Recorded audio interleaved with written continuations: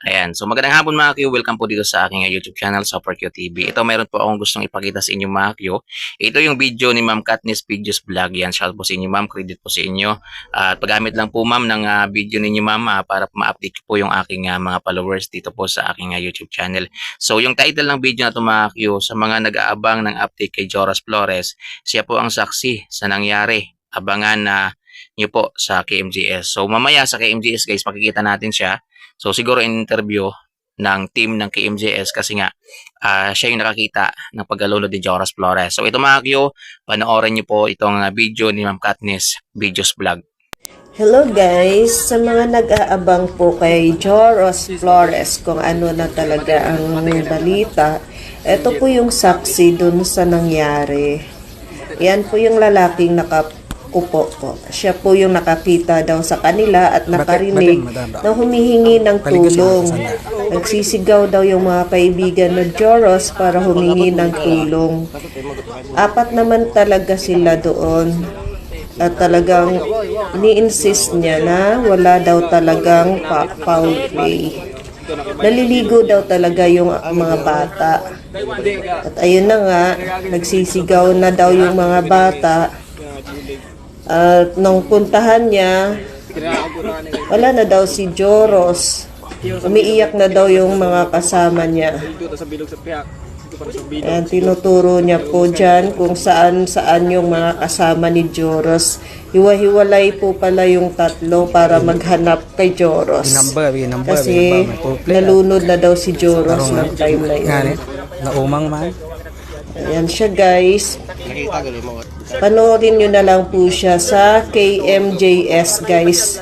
In-interview siya dun sa... Ayan. So ayun mga Q, medyo puto lang po yung video ni Ma'am Katniss Videos Vlog dito mga Q. Pero baka meron siyang full video niyan sa kanyang Facebook page. So puntahan nyo na lang, search nyo lang Katniss Videos Vlog. Mga Q, makikita nyo naman siya. Ayan, yung video na yan, makita nyo. So yan po yung witness, yung nakaupo na yan na lalaki. Ayan, nakaputing t-shirt, naka-yellow ng short mga Q. Siya po yung nakakita ng pagkalunod ni Joras Flores mga Q. At sinabi niya na apat naman daw sila. Ayan, yung tatlong kasama ni Joros at si Joros siguro pang-apat na tumatawid mga Q. So mamaya mga Q, interviewin po siya. Ayan, so lahat yan isasalaysay niya. Ayan kung ano yung nakita niya mga Q. Kaya abangan natin sa Kapuso Mo, Jessica Soho. So marami na rin nag-aabang dito mga Q. Ayan, na maitampok itong pagkawala, pagkalunod ni Joras Flores sa Aklan River mga Q. Hindi ako sure kung anong oras mamaya mag-i-air yung KMJS mga Q kasi hindi ako alos nanonood ng KMJS mga Q. Siguro mag-start po yan ng 8 PM pero hindi ko alam kung pang ilang ano po siya mga Q, pang ilang topic po si Joras Flores. Basta abangan na lang natin at alam naman natin pag KMJS talaga ay detalyado talaga yan mga Q. So lahat talaga mula sa umpisa ay kukunin talaga nila at ididetalye talaga nila lahat. Ganyan po kagaling si Jessica Soho pagdating po sa pagsisiyasat mga Q.